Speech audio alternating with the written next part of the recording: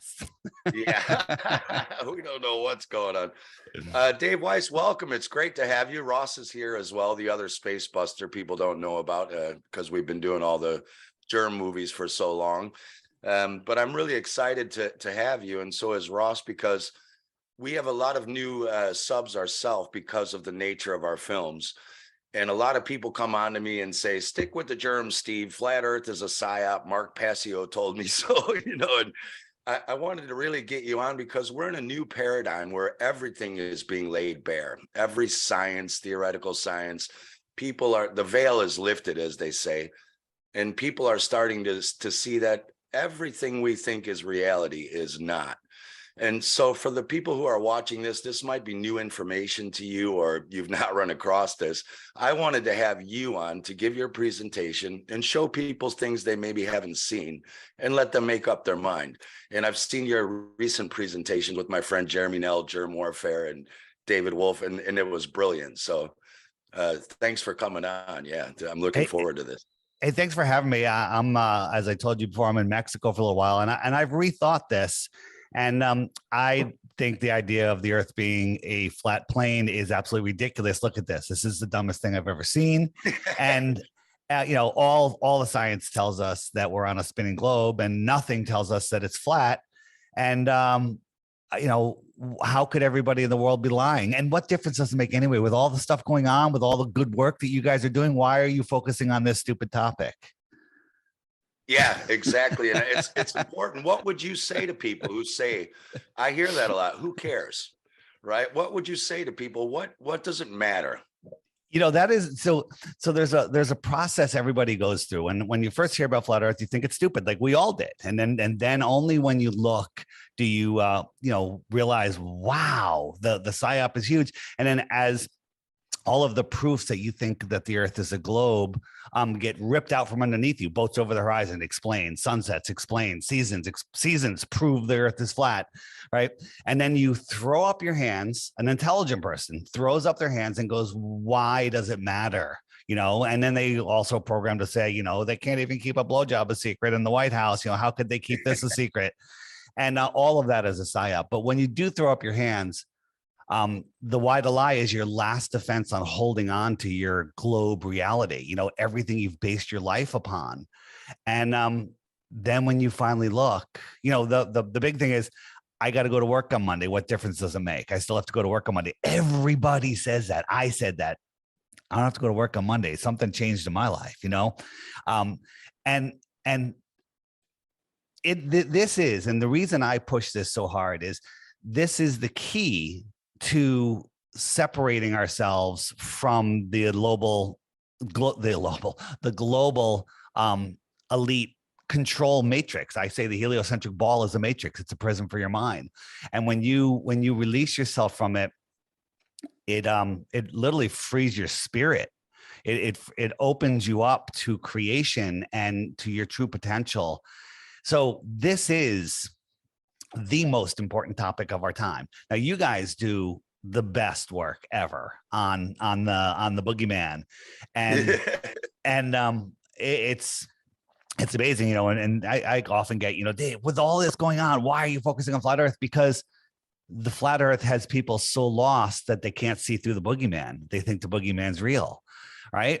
And so this is the foundation of your worldview. So if you believe that you're on a lumpy rock, surrounded by curved spherical water, surrounded by curved air, adjacent to a void, scientifically impossible, flying through an infinite universe where, asteroids can take us out, we're running out of resources, we're overpopulated, the boogeyman's going to get you, all of this stuff, you'll believe anything. You'll believe anything, right? So until you have your feet planted on the ground, excuse me, planted on the ground, and know where you are, who you are, what you are, you're kind of powerless. How about that? Yeah, exactly. And you're living in a fiction, or the Matrix, as you say. It's Harry Potter, and then, like you say, once you're in a complete fiction, then the little sub fictions are very easy to con people with, because if you don't even know where you are in the first place, you have no idea how to navigate through the little sub traps and fictions within this fiction. What you find is the people that fight against you the hardest, other than the anti-flat earth, paid or possessed people, are people that have no idea about their own model and a wrong idea of the flat earth model. They think this is flat earth because this is what Google fed them. Yeah. How many times have you heard, what are we, the only pancake planet? Are all the planets pancakes, right? These are pre-programmed propaganda that Google serves to your brain, and they become part of your, these are the reasons that we live on a ball. This is where we're at. So no flat earther thinks this is that. Only people that think flat earthers, you think we're a pancake, think this. Does that make sense? Yeah. Well, it's like when you Google flat earth and you get the Flat Earth Society and it says we have members all around the globe. That's clearly there to make people go, all right, these people are crackpots. And this does sound crazy. It did to me because Ross grew up, he was the space guy. Like Ross grew up total NASA fanboy. I was more like dinosaurs and Dungeons and Dragons, So when I've heard about flat earth, I got taken in by the Nibiru crap, the 2012. I came to Ross very cautious and I was like, dude, about space. What do you think of this? Right, Ross? And even you took a while to. Yeah, well, I mean, when you first told me, I mean, I hadn't even thought about it. I hadn't even considered the fact that the world was anything but a ball. Yeah. But until you said something to me, that got me thinking. Yeah.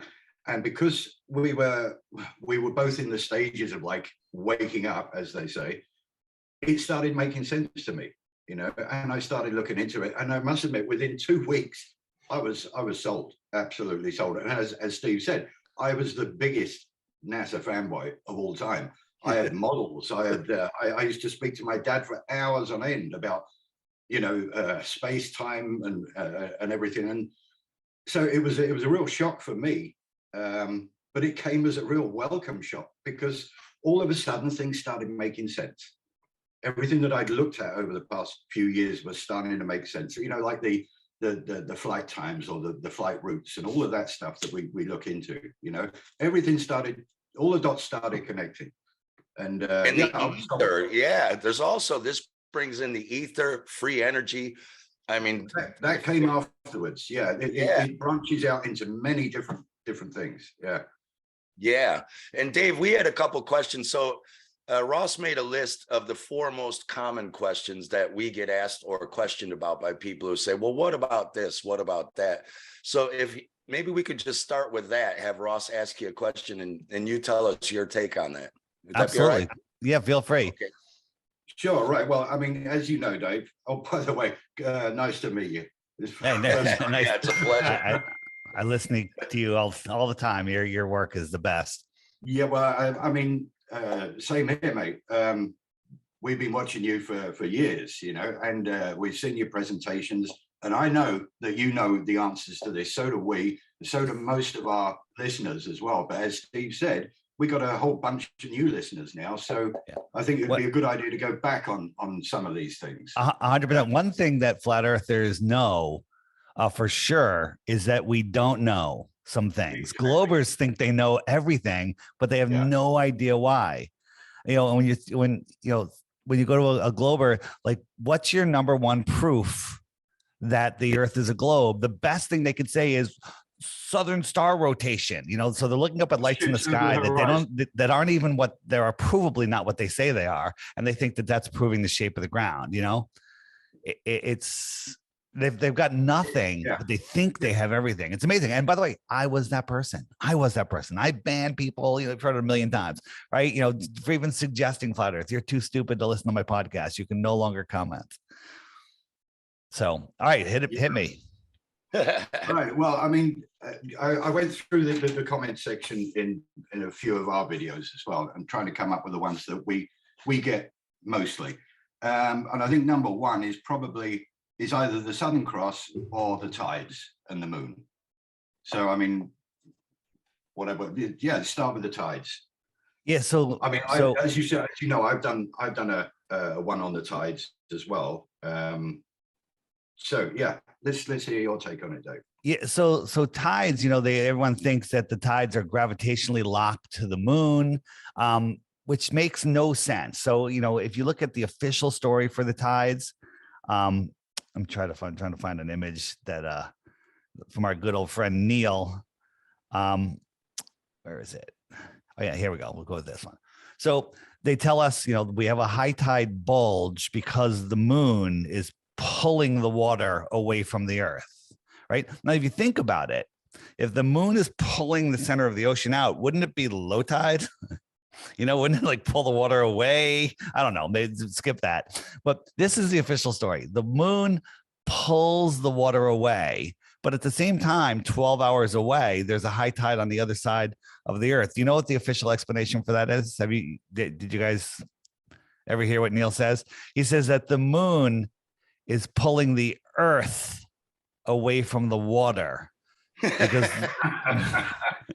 well, I mean, if you go by their mass attracts mass, then I mean, surely the earth is bigger than the moon. Yeah. I mean, they talk about wanting your cake and eat it too, or whatever the hell that means. They just say nonsense, and people are like, well, I can't, it's beyond what I can think, because I wasn't taught to think. I was taught to memorize. Therefore, it'll be easier for me to memorize what they just said than actually explain it. Okay. I mean, my favorite one is when you're drinking a cup of coffee and the full moon's overhead, or a beverage. Why is your water not being pulled up by the moon or in your back pond? Like, it's ridiculous to think it would pull the earth water and not your coffee cup when it's overhead. Yeah. Why wouldn't it affect a smaller mass of water? And why wouldn't it pull the air up away from the earth? Right? If it can pull water up, why doesn't it pull the air up? And people say, well, gravity, well, how do clouds float in the sky with trillions of tons of water, billions of tons of water? Okay. And the global argument is, well, the water molecules are all separate and they're very small. Well, I don't care how small a water molecule is. It's heavier than an air molecule, right? It's heavier. Yes, so it could actually pull the air up as well. Yeah. Yeah. So that whole gravity tide thing. So I'm trying to find my little tide chart here. There are tidal nodes all over the world, and these tidal nodes are where there's no tide at all, right? And then the high tides and low tides circle around these tidal nodes, and there's zero correlation to the moon, right? Yeah, when there's a full moon, there's some higher tides. Well, I think that's because the moon is powered up when it's full, right? And it has something to do with the electromagnetic forces on Earth. But if you think about it, why would there be a bigger high tide when there's a full moon than when there's a new moon? The moon's still there, right? And the new moon, it's there. It just doesn't have sunlight on it. So why would there be any difference in the tide at a full moon, right? I mean, in the heliocentric model, that's the story. I think it's exactly, all, yeah. So when you lay when you actually lay the tidal nodes over the quadrupole magnetic map of the Earth, they kind of line up there. So there's a lot there. I'm on the app, the Flat Earth Sun, Moon, and Zodiac Clock app, which I assume you guys have. There's a tides button which has a bunch of videos on tides that help you make up your mind for yourself. Great, yeah. I mean, as you know, I come from England, and there's places in England where, in the space of 5 or 6 miles, there is harbors that have no tide, and then 5 miles down the coast, there's one that has an 18-foot tide, which makes no sense whatsoever. So, right, yeah, right. Well, next one, Southern Cross. I bet you got to you speak about this one a lot, don't you, Dave? It's one of the main ones that we get. Well, the Southern Cross, what is the exact question? That's what Southern Cross. Why can't you see it in the north? Why can't you see it in the north? Yeah. Yeah. So the idea that you can see stars far away is because you believe light travels forever and the stars are infinitely far away. So, how come you can't see it from flat Earth? And the truth is, the stars are very small. They're very close to us here on Earth. And as you walk away, as you go away from a star that, let's say you're at the North Pole, as you go farther away, it gets lower in the sky, just like a street light. If you're standing under a street light, that's your zenith star, North Star, whatever you want it to be. And as you walk away, it gets lower and lower. So if you're going on a road which has a bunch of street lights, a nice straight road, and stand under one, and that road, that street light is directly above your head, but look at the one a half mile down the road. It's merging with the street, right? It merges with the street. And then think about one that's a mile farther. You can't see it, okay? But this is just a terrestrial, and I'll call this light a terrestrial light because it's pretty darn close to the Earth. A celestial light is above the atmosphere or the atmos, okay? And that atmos, the air, when you look, let's say you look up, let's say the air is, the air column, we'll call it, I don't know, 15 miles, whatever, 5 miles high, whatever it is, it's okay. And then you look at it 20 miles away, that entire air column is compressed into where the sky meets the land. And that is opaque. People have a hard time dealing with that. That becomes opaque. And anything that's terrestrial, like a street light or a boat or a plane or a mountain or city skyline, is compressed in there. But you can zoom in and see it again by increasing its angular size. Anything above that light, okay, anything above the atmos plane is going beyond it and disappears beyond it, and you just can't see it. Even if you had the Hubble telescope, which isn't real, but if you had a telescope super powerful, you can't zoom in through opaqueness. You with me? Yeah, completely. It's just a perspective thing and a distance thing. Even if a blimp flew over you, which is huge, there would come a point fairly close where you wouldn't see the blimp just because it's merged under the horizon line of where visual perspective meets. Here's an orthographic side view. No one ever sees a side view unless someone's taking a picture, but you still never see this. This is how your brain is thinking the world works, but this is not how we see, right? So here's our a celestial object. Here's our atmosphere, and here's some terrestrial objects. And then when we go to a normal view, everything merges into the horizon, right? And if we look, these are some little waves I just put in here. My graphics are phenomenal, aren't they? And everything kind of merges into this, right? And this is the person's point of view. And as the atmosphere starts condensing, boom, it's completely blocked. So this boat, it can still be seen if you increase the angular size, but the sun is blocked behind what this guy's seeing. It's literally just becomes opaque, right? Can't see the sun because the sun is going beyond it, behind it. But if somebody was standing underneath the sun, it would be way above the clouds. It's just all perspective. Absolutely. This is like those weird videos where you see it looks like the sun is sitting in the clouds and there's clouds behind it. But this is what you're talking about, isn't it? Well, that's a whole nother thing. I'll show you that in 1 second. So here's an observation, and I actually just recreated this from a photo I took. And you're on a boat, and you can see this building. Now, this building is 10 miles away from this shoreline. So you see this building going here. Now, if this boat went away from this building 20 miles on a globe, what should happen to this building? It should disappear. It should start disappearing more and more. But what happens is as the boat moves away, the building gets taller. It gets smaller, but it gets taller. You can see more of it. Okay. On a globe, that should not happen. As you go 20 miles away, that building should drop away. But on a flat plane, your angle, if you drew a line from this boat to the top of the trees, is a much more lower angle, right? I'm feeling a little transparent today here. Okay. And so this observation, I need to video it and then really put it together. It absolutely proves that we are on a level plane. And then you were talking about the sun and the clouds. So is the sun actually in the clouds? And the answer I've been giving lately is yes and no. Okay. I don't believe this is the actual sun. This is the sun that we see. The real source sun, in my opinion, is within or above what we call the firmament. Okay. And depending on atmospheric conditions, your position, and everything, the sun manifests in a place for you. Have you guys seen videos of planes flying through the sun? I have some, yeah. Yeah. And when it comes out, it leaves like a trail, like some plasma behind it. You've seen that, yes? Yep.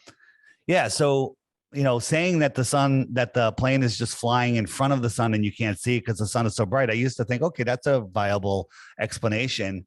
But I think that your experience of seeing that plane, you are seeing it go through the sun that's in the position that you're seeing it in. I mean, from your perspective, your perspective, but somebody that was in another position doesn't even see the sun go in front of the plane go in front of the sun, or it's below it or above it or whatever. Exactly. Yeah. And so, what that tells me? That tells me that this reality is beyond what our minds can actually explain. So that's again, probably why we're having such a hard time explaining it. Yeah. So seeing a plane go through the sun, does that prove the Earth is flat? No. It proves that we don't know what we're looking at in the sky. I mean, unless you can touch it and measure it, you can't make any solid claims. Crow, 777 radio always says the only accurate thing you can say about the sun, moon, and stars in the sky is that they're lights. That's all we can accurately say. 100%. They're lights. Yeah. Because we can see them. You can't make any other claims about them. I mean, we can speculate, we can look at a lot of evidences, but until we can go there and measure, it's off the table. One of the interesting things, that picture you have now, if you can pause that. Yeah. That phenomenon, that phenomenon where the light is coming off the water right at you. Yeah. The sunlight is reflecting straight at you.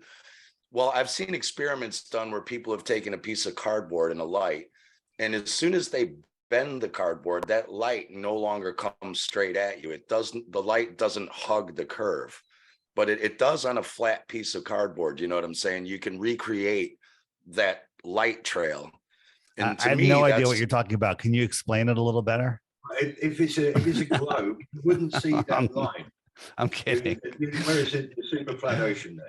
I'm kidding. I'm showing you one of the best examples of you have it, yeah. Right, okay.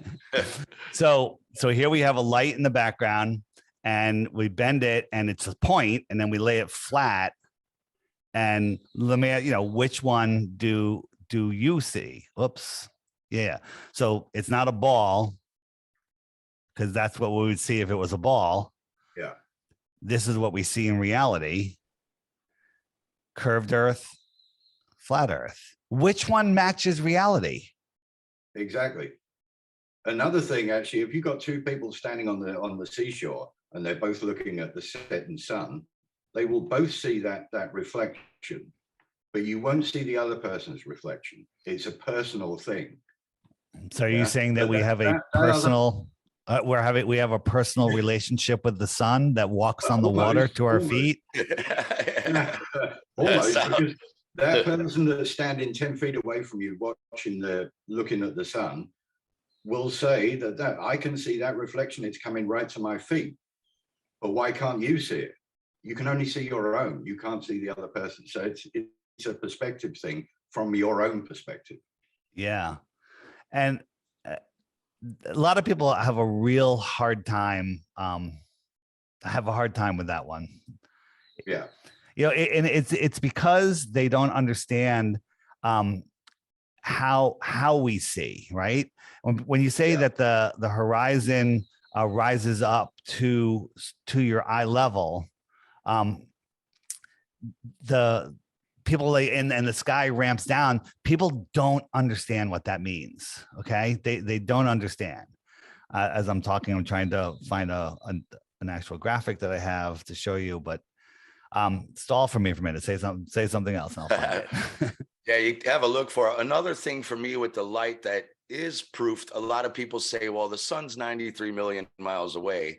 Yet when you see its rays coming through the clouds, is that called crepuscular waves? You know, that it fans out triangular, and it should come straight down if it's 93 million miles away. It has to be close, whatever it is. It cannot be that far, or else the lights wouldn't be shining down in a triangle. Exactly. It's actually simple geometry to triangulate, the position. Well, which people is what they used to do for years with sextants when traveling.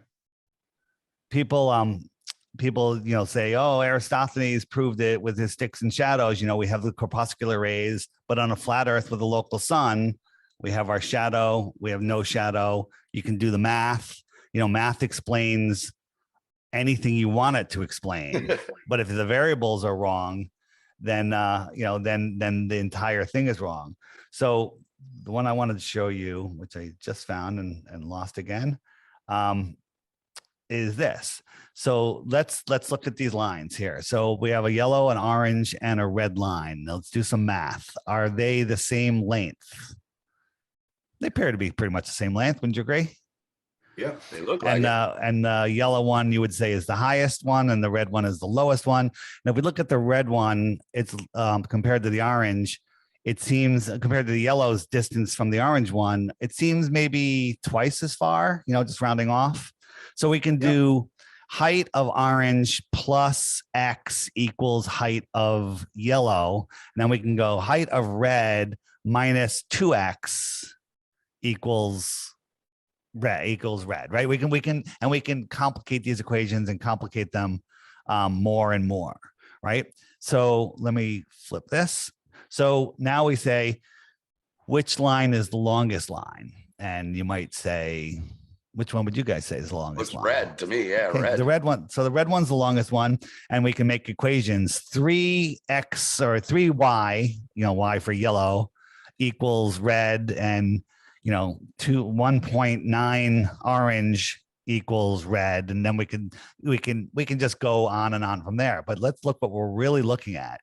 So this bush here is about 5 feet above this deck. This is the edge of the deck, which is about 10 feet above the ocean, which is down here, right? There's a pool here. There's an infinity edge, drops down to the ocean. And this is sea level. So this line is 15 feet higher than this line. This line is 5 feet higher than this line. So this is the highest line. This is the lowest line. This is measuring probably a couple of miles. This is measuring maybe 15, 20 feet. And this is measuring about 6 feet. So this is the shortest one. And this is the longest one. All right. Exactly. Yeah. So math, when you're looking at something, you could apply math to it, but it doesn't describe reality.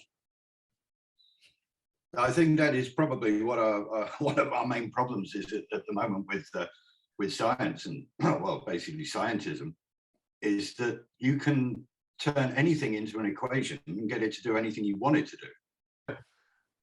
This is the lowest line, and this is the highest line. That's how we see. So once you understand that, the ball disappears, right? Absolutely, because think about this. If we lived on a ball, this is just getting lower and lower and lower. Why the heck is it rising up in our perception? Yeah. Exactly. I get you. In fact, I did one of my first videos, I think it was, is that if you're looking at that horizon there, what they say is that I think if you're 6 inches off the ground, then the horizon should be round about 3 miles away, something like that. Yeah, 3 miles. Yeah. So let's just say you're standing 6 foot off the ground or eye level. Should you not be able to see a curve going left to right as well. I don't If you think say so. that you can see it 3 miles away, what the actual distance that you can see is probably 25 miles on the horizon. So you should be able to see a curve left to right as well, which we let me actually let me correct you there, because if you're, you know, and you can get a basketball or a yoga ball and put yourself on the top of it. Yeah. And when you look out on a ball, there's a tangent point where your eye line meets the curve of the ball, right? And if we were on a 24,901 mile around ball, that tangent line would be 3 miles away if you're a 6 foot tall person, and then you shouldn't be able to see anything out beyond that. So you're standing on top of the earth. Your tangent line from your eye, where you see the horizon at 12 o'clock in front of you, is 3 miles away, which we know it's not. It's much farther than that, but let's just pretend, right? And then at 1 o'clock, where is that tangent line? It's still 3 miles from you. At 2 o'clock, at 3 o'clock, 4 o'clock, it's still 3 miles from you. It's still at the exact same height in front of you, to the left, to the right, behind you. I see what you're saying. Yeah, you wouldn't see a curve. You wouldn't see a curve, right? You would see a circle, like you had your head in the middle of a hula hoop that you're holding up at eye level, right? So, yeah, I see what you're saying, which is also there's some people that say if you're standing on the top of the ball, you are actually standing in the middle of a donut, because you would see this hump of water in front of you. Yeah, but you don't actually see it because you're always on top of the ball. You're always right at that top point. Yeah. Right. Well, you wouldn't see a hump. You would see a dropping off. Exactly. You know, I don't believe you would ever see a hump, because then you're leaning back and then your up is not up anymore. But this is the way we see. It's the limit of our vision. So when we're looking out, 1 o'clock, 2 o'clock, 3 o'clock, it's the same, right? So if you think you would see a hump, you have to follow that hump all the way around. And by the time you turned around behind you, you'd be pointing at the floor when the horizon's still at your eye level. So you would not see a hump. Now, if you saw a ship going at 12 o'clock in front of you, going perpendicular to your vision, at that point, it is getting farther and farther away, and it should go over a curve. But you have to separate that from actually being out saying that you would see a curve, because where the sky meets the ground, where you can't see any farther, that's the limit of your vision. We'll call it the limit, the zone of your eyes. So we'll call it the horizontal eye zone, right? The horizon. Yeah. Dave, you got me there. I mean, I've been looking into this stuff for years now, and literally you've just opened my eyes to this one now. Anyway, let's move on to the next one, which is a huge one, which is gravity. That's the one that we always get attacked with in the comments section. I know we could talk for hours about this one, but let's hear your take on gravity. Yeah, so gravity, you know, we down is down, up is up, right? That they say we're crazy for thinking that. But let's talk about what gravity is. So gravity is a scientific, big quotation marks, laughing emoji, theory that mass attracts mass. And when you put it to the test, 96% of it is missing. Right. So what do you do when you have a theory that 96% of it doesn't work? You throw the theory in the garbage, and you take the garbage out. OK, so you have gravity as a theory, but then they say, well, there's dark matter and dark energy. No one's ever seen it. No one's ever measured it. But for gravity to work, it has to exist. Therefore, it exists. Now that's called pseudoscience and absolute nonsense. So they also tell us that gravity is a very weak force, right? So, gravity is a weak force. But the electrostatic force, and I know you guys have seen this, but let's show your listeners real quick. The electrostatic force is a scientifically testably measurable force, right? And the first argument before I get to that is, why doesn't the air get sucked off into space? They look, gravity's holding the air down, right? Gravity's holding the air down. So I have this balloon here. It's got a little bit of air in it. but it's sagging down because of allegedly gravity, right? The air pressure in the balloon is the same as the air around it. Now, if we remove the air from around the balloon, what happens to that balloon? We blow up the balloon, right? So put some air in the balloon or just put it in a vacuum chamber, it blows up. What is that air trying to do? It's trying to escape in every direction, including up, away from gravity, where gravity is the strongest, right here at the surface. It's trying to get out in every way because that's what gases do. They fill the available space. All right. So gravity holding on to the air is nonsense, absolute and total nonsense. So let's where is my you guys have me. All right. So the theory of electrostatics, well, it's not a theory, is that, you know, the earth is a giant battery, the sun and the moon are the anode and the cathode, the salt water carries the current. That makes sense to me. The land is a salt bridge, and that creates a living electromagnetic system. So how can we test that? Here's one that Zach, Good Times for All, did. He had some leftover party balloons, tied them to there's just a metal button here, and it's neutrally buoyant at, you know, a couple inches off the floor. Now this cord goes to a Van de Graaff generator, and we're going to add a positive charge. And when we add a positive charge, what's happening? It goes down, right? Because when we discharge it, it goes right back up, right? So the theory is that, well, not a theory again, the earth has a testable, measurable, neutral or negative charge. Okay. The earth is not moving. Anything in the air is surrounded by a positive charge. So when you have something surrounded by a positive charge with a negative charge that's not moving next to it, it's like, hey, down is this way, right? And it pulls it down. It says down is this way, and then buoyancy and density sort everything else out. You know, handful of rocks, ping pong balls, and a balloon over a pool. Open my hand, the helium balloon goes up, the rocks and ping pong balls go down, the rocks go to the bottom of the pool, and the ping pong balls stay on the top of the pool. That's buoyancy and density, right? So we know that buoyancy and density is a thing. We know that we can make things change their weight, you know, go down by adding a positive charge. And, you know, if you look at the periodic table, every heavier element than the next one has a stronger positive charge than the one before it. Okay.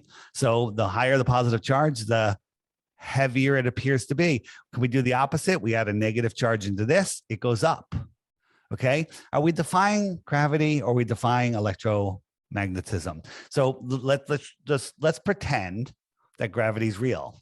Well, science, you know, the gravitationalists, the globalists, they tell us that the electrostatic force, which is scientifically provable, testable, repeatable, is 10 to the 36 power stronger than gravity. Do you guys know how big of a number 10 to the 36 power is? I don't think our human minds can comprehend a number that huge, right? Because a trillion is 15 zeros. Okay. 10 to the 36 is 36 zeros. Every time you add a zero to a number, it just exponentially bigger. It's absolutely insanity. But they say that it's stronger. So let's pretend that the gravity also is real, because we know that electrostatic force is real. And I drop something. How the hell can you say that it's gravity that's pulling it down? The analogy I came up with the other day, and I think I like it, is you're in a boxing ring with Mike Tyson at his prime. And the thing that's going to make you get knocked out is something hitting your head. Well, there's several things hitting your head. There's air molecules hitting your head, and there's Mike Tyson's fist. Okay. In the globalist world, it's the air molecule that knocked you out. Yeah. I mean, it's ridiculous. Even when you just think like, all right, if this thing's holding a skyscraper down, you shouldn't even be able to jump off the ground even an inch. You know what I mean? Why can you easily? I mean, it's just crazy. And then if you look at clouds are electrostatically floating in the air. You know, why do these cumulus clouds have these beautiful sharp edges to them? Right? You know, they're lying about everything that we see. And this is the last one, Silent Drone, MIT. They're just changing the electrostatic charge. There's no moving parts. There's no sound, and it's flying. Are we defying gravity, or are we just playing with the electrostatic forces of the Earth? Dave, one of the best ones that I saw is very, very short.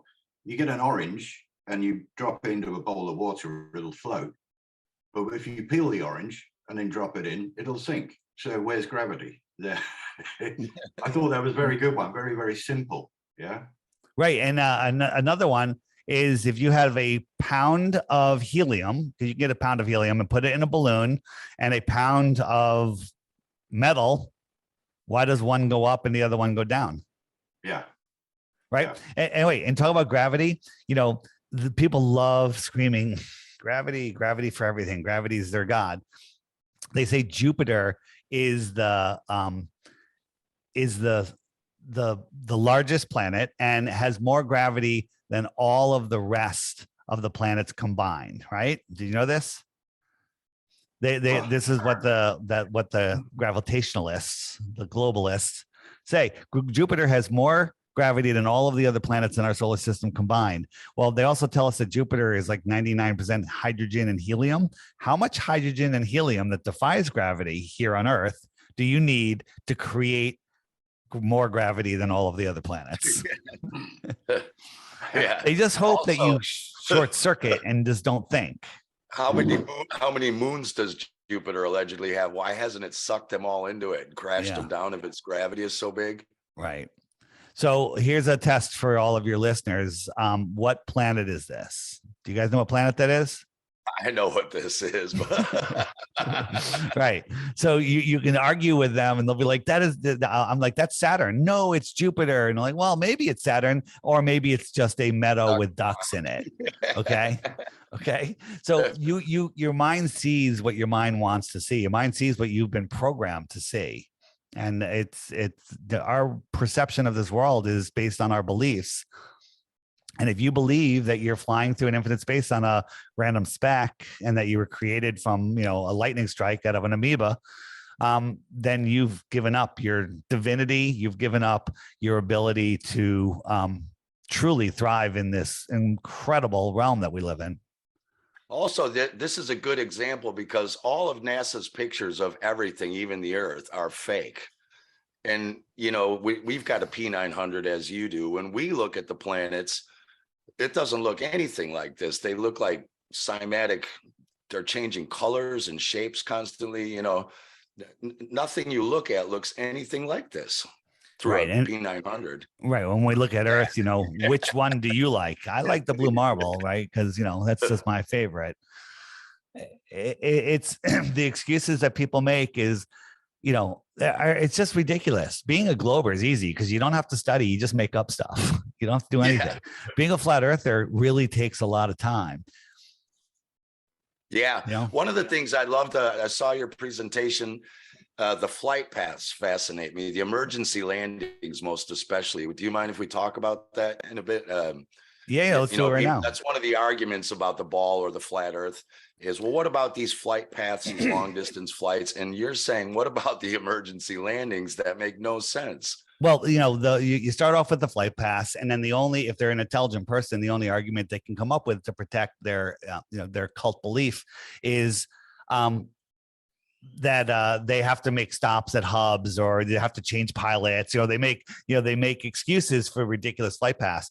But you have to know that there's these counter rotating winds at different altitudes. These winds up here, I think, are like 300 miles an hour. Okay. And so here's a question. Let's say you and I both have a car. We're going to drive from New York. I'm going to go drive from New York to, I don't know, middle of the country somewhere, Kansas, whatever. And you're going to drive to California. Okay. But you get to California before me. Okay. What does that mean? We were driving faster than you. You were driving faster than me. Okay. That's all it means, is that you were driving faster than me. Right.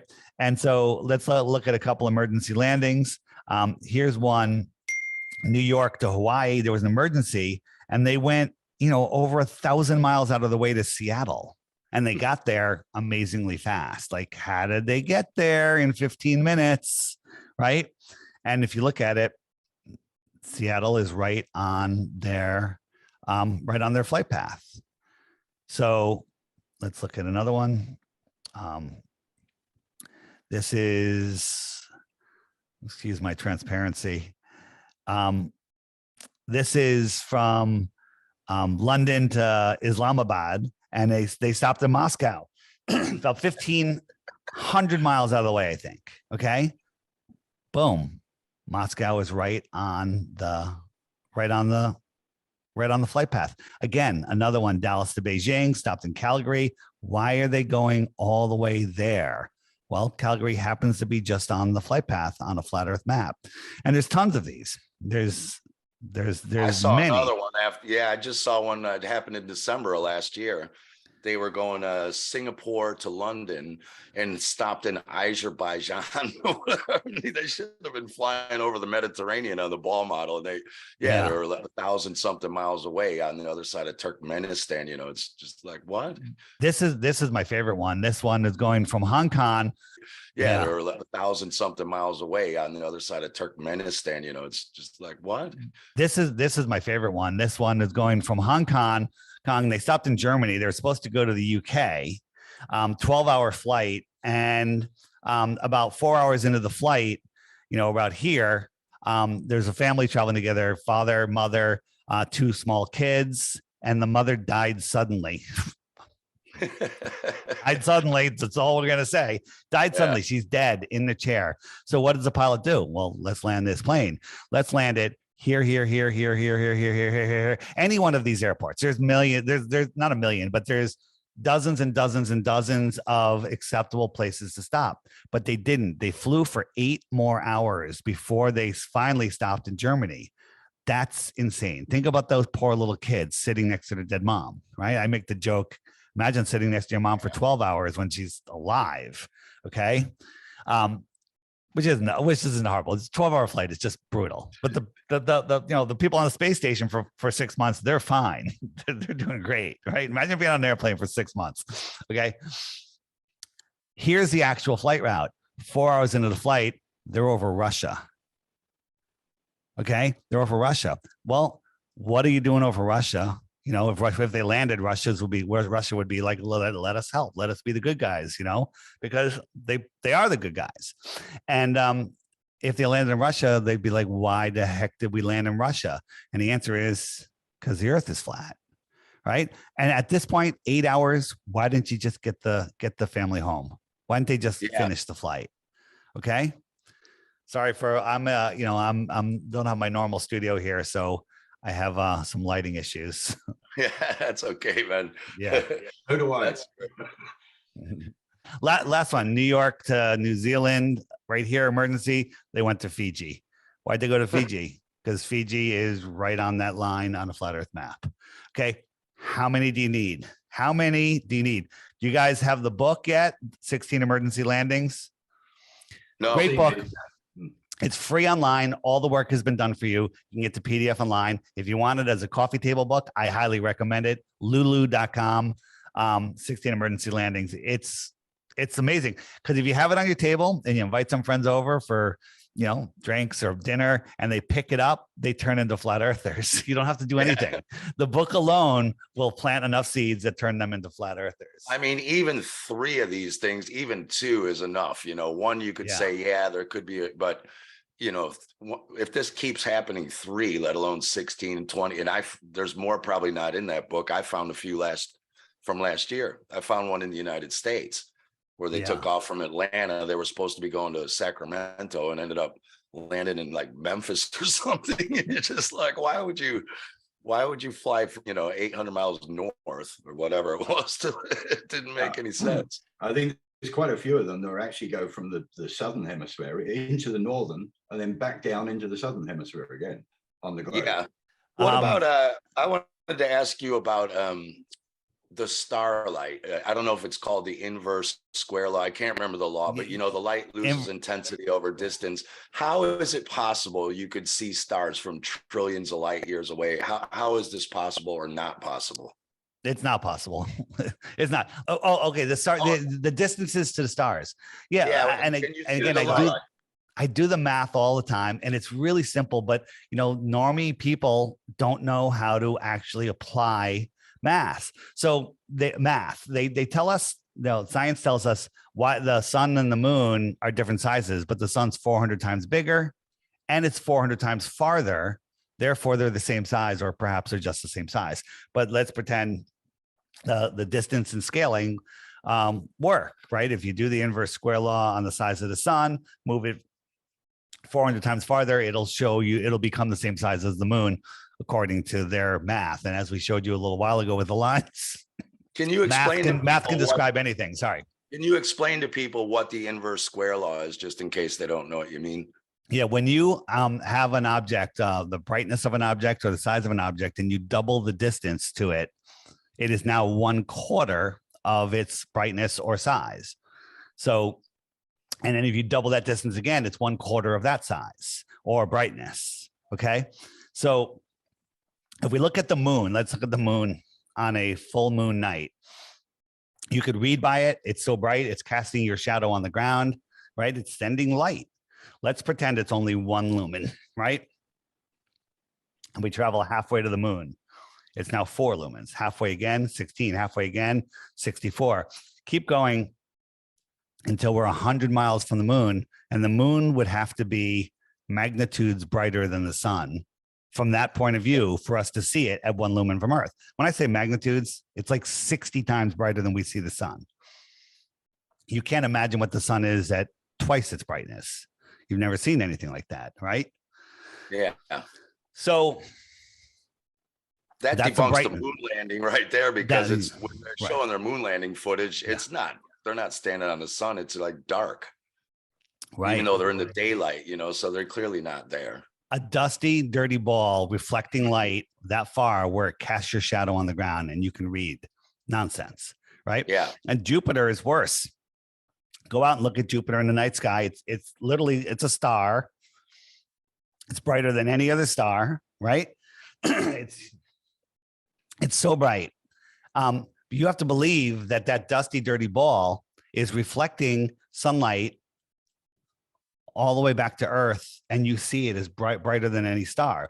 Think about it. If you were on Jupiter, the sun is much farther away than it is from Earth, so it's a smaller sun. It's not even a sun the size that we see it.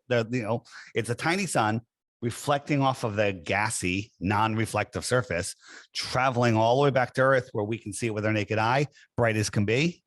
I'm sorry, you're being lied to about what that light in the sky is. It's not a helium and hydrogen super gravity ball. Yeah. One of the things Ross and I were talking about too is they say space is a vacuum, but then they say there's particles in it. Like Ross said, well, what are all these Oort clouds? In fact, they tell us the Big Bang happened and all the particles gathered with gravity into planets and all this stuff. So why don't the stars light up those particles? Space, should it not look more white than black if there were starlight hitting particles? And the whole idea of space is just so nonsensical that asking a question like that, there's so many problems with space. I can't even get to that question. Okay. I can't even get to that question. How are we able to zoom in on this? So this is 211 trillion miles away. Okay. 211 trillion miles. Yeah. Your brain can't comprehend what that is. We shouldn't be able to see that at all. You shouldn't be able to see it at a light hour away. Okay. Yeah. And the brightness issue for one, but they tell us that that Polaris is 433 light years away. 433 light years away, and each light year is 25 is like not 25. It's like 7 trillion miles, whatever it is. Number is ridiculous. You couldn't see if we have the sun, it's 93 million miles away. If we doubled the distance to the sun, it would be a quarter of its size. Double it again, it's a quarter of that size. So it's a 16th. Double it again, it's a 64th, right? And now it's 8 times the distance. It's so small, it's the tiniest star. You can barely see it. So that is actually 1 light hour. The sun's 8 light minutes away. 8 times as far is 64. We'll call it a light hour, right? So So the argument is, could you see it at that distance? And we can go back and forth. Well, maybe you could, maybe you can't. You probably can. Let's double it, make it 2 light hours. You know what? Let's just give the ball everything it wants. We'll make it a light day, 24 times farther. Okay. Then it's scientifically provable beyond any question that you couldn't see it. All right. So remember the scaling and distances with the sun and the moon. Well, let's do it with the sun and Polaris. Polaris is 48 times bigger than the sun, they tell us. So we'll make it 48 times farther. So if we had the sun of the light day away, which is ridiculous, couldn't possibly see it. So we'll put Polaris at 48 light days away. Let's round it up, 2 light months. At 2 light months away, it is scientifically beyond even questioning that you could not see it due to its angular size, let alone the brightness issue, right? The brightness issue would be so dim that I don't even know if you could see it if you were next to it at that brightness. Yeah. All right. That's 2 light months away. They're telling us it's 433 light years away. Everyone's brain just short circuits. I don't know. A guy in a bow tie told me, and therefore it must be true. Okay. Yeah.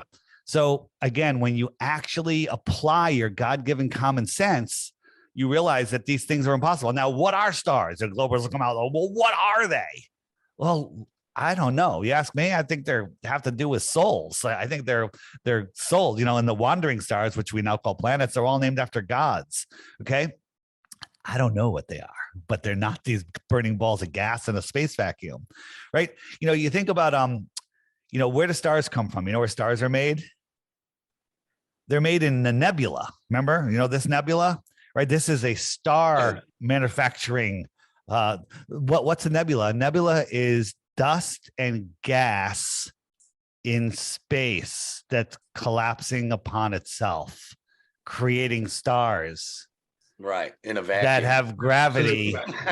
And when they're done, when enough dust and gas combines and turns into a nuclear furnace, it pops it out like a ping pong ball machine, and the star rolls and stops in a perfect spot in the galaxy. Okay. I mean, what the hell are they talking about here? Okay.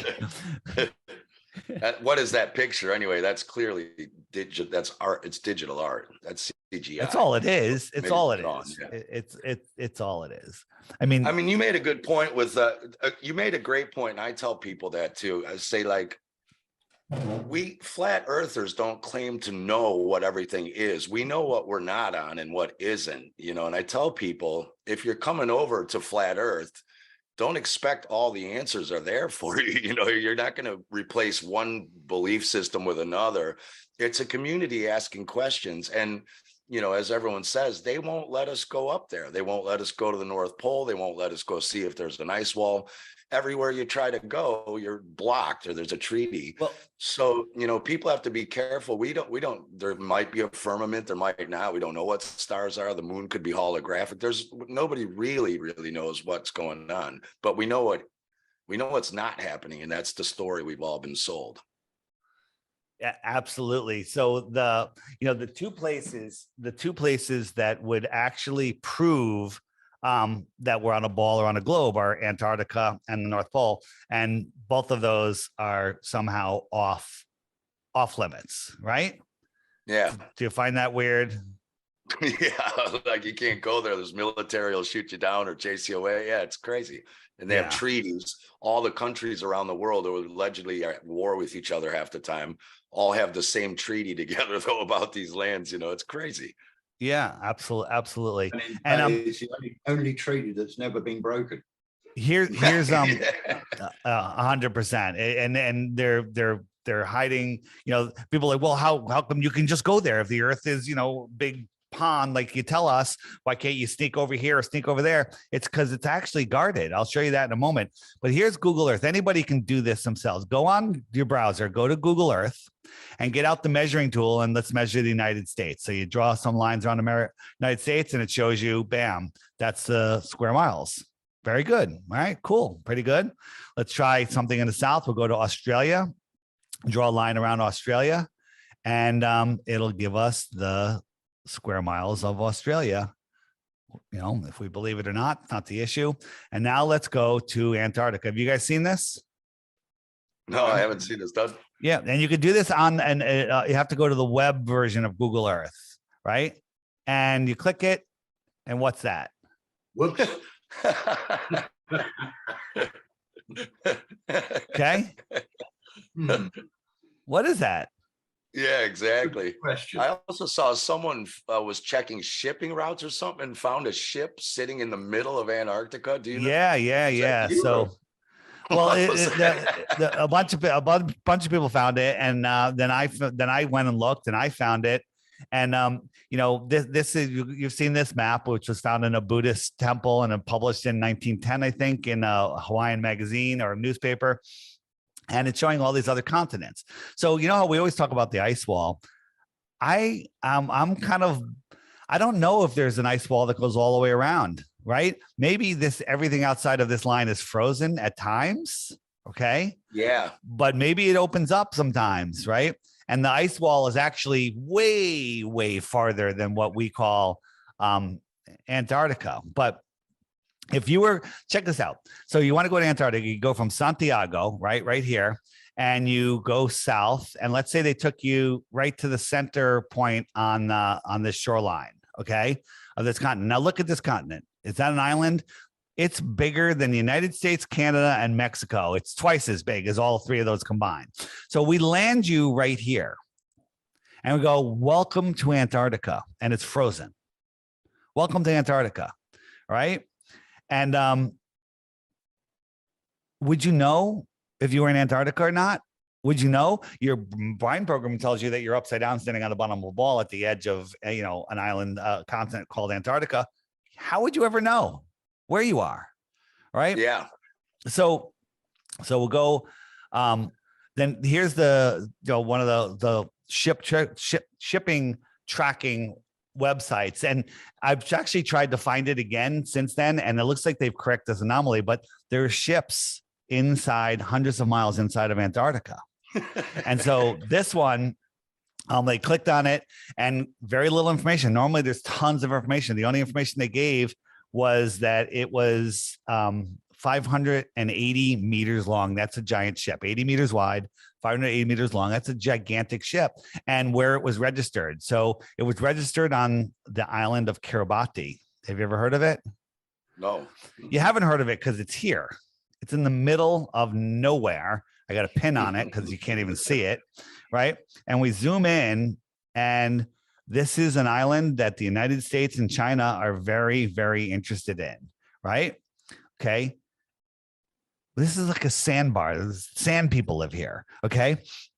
It's got a ship so big that if it was carrying supplies for this island, it could supply them for decades with one shipment. Okay.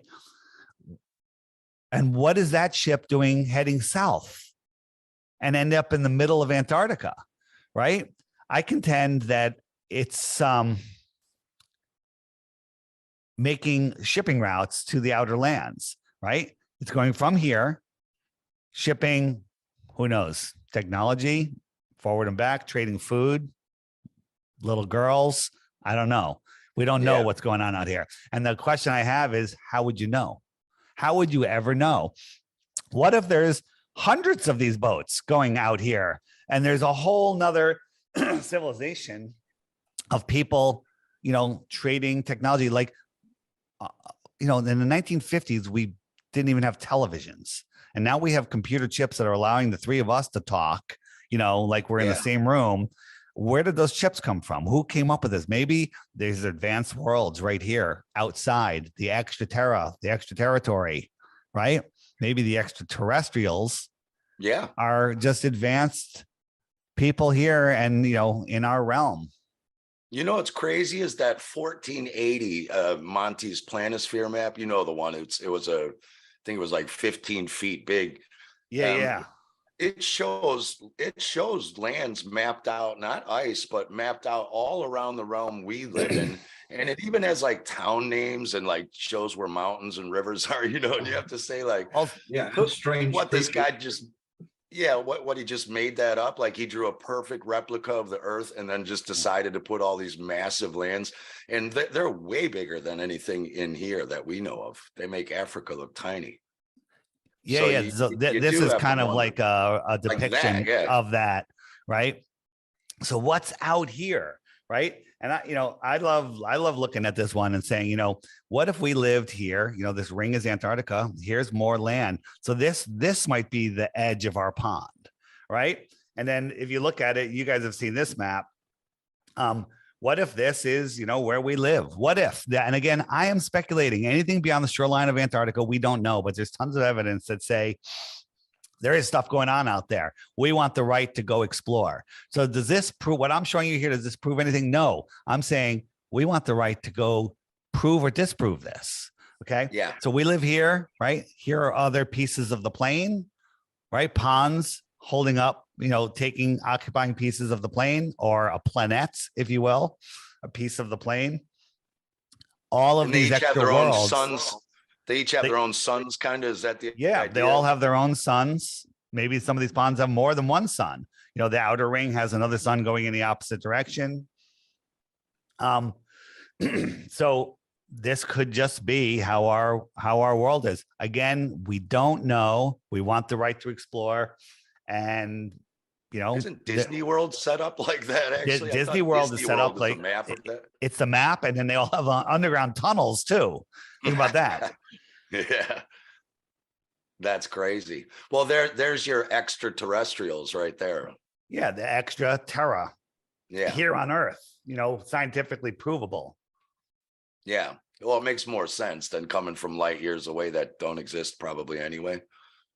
So yeah, Ross, did you say you had some other questions too? Yeah, well, in fact, the questions that I had from our comment section, we've basically touched on every one of them anyway. So. Yeah. let me put a challenge. Excuse me, I'm losing my voice here. That works. Let me get a challenge out for everybody. I offer 3 Bitcoins for 1 globe proof. 3 Bitcoins, 1 globe proof. So if you're so sure that you live on a spinning, whirling, twirling ball going through infinite heliocentric space, all you got to do is on my app, the Flat Earth, Sun, Moon, and Zodiac Clock app, every day there's a new video that'll teach you. So while you're having your coffee in the morning, click this right here and watch the video. Do it for 2 weeks. At the end of that 2 weeks, if you think you have a globe proof, you can send it to me. But before you do, hit the question mark button. And when you do, your question is probably answered here in these 28 questions, right? 28 sections. Gravity, why the lie? What about the ISS? What about southern star rotation? They're all there. The 24-hour sun in Antarctica, that's a good one. If I click it, up comes a list of videos that Google doesn't want you seeing. They don't want you seeing these videos. They'll hide them from you. But the app bypasses their algorithms and will answer all your questions. And then you too can be ostracized like we are from our friends and family because we're flat earthers. But that's changing. There's tons of people. Just ask Dave, how many people you got now on so everyone that has the app, not everyone is on the friend finder, but if they go on the friend finder, it creates a blue dot. And look, this is people in the UK, right? Yeah, that's pretty impressive. These are people, look at the United States. It's incredible. Where are you guys? Denmark. You're in Denmark. So let's go here. I'll click the flag and I'll put in Denmark. Let's see how Denmark's looking. Ready? Let it load. Oh, Denmark. Look at that. Quite a few, yeah. You got people all over the place. And you can message people. Like I can set the radius. I have it set to 50 kilometers and there's 31 people. I can send a message like, hey, everyone, we're meeting at Steve's house. Bring your own beer, Saturday, 4 o'clock. And then everyone shows up. And I've never met a blue dot I don't like. Right. Yeah. Every one of these people are not afraid of the boogeyman.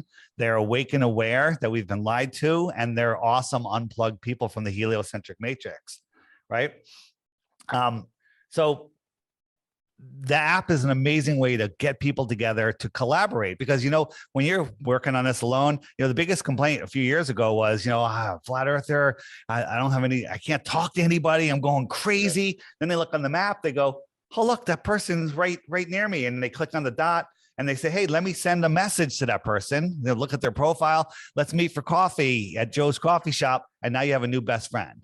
Okay. Yeah. So we're using their technology to, bring us together.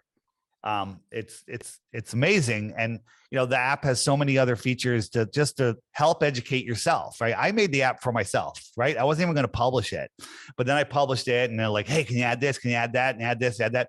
I'm adding all sorts of stuff. There's a new trivia game that's going to be on it really soon. That's going to be a blast. Like, you play it with your Globey friends and it's game over. One or thing you play I it with find your flat earth incredible. friends. Yeah, it's incredible how large the flat earth movement has gotten since, I don't know when you started. We started looking, I don't know, 4 or 5 years ago, but it's Little ahead. I say to people, do you really think that millions and millions of people would suddenly just start claiming the earth was flat for no reason if there wasn't some proof? It's not just something everyone decides to start saying. It's nobody wakes up in the morning and says, hey, I want to be a flat earther, and really have everybody come down on me. But now, you mentioned flat earth to somebody, they're like, really, tell me more, right? And having the app in your hands to pull up the images, to pull up videos, answer questions, it's an awesome tool. And the question you had is the number of people on the friend files are 91,200 right now. Wow. All right. And it's growing, by hundreds and hundreds. It's like 100 a day or more right now. So yeah, if it was like the Globies claim that it was just rubbish and whatever, you wouldn't get 91,000 people joining.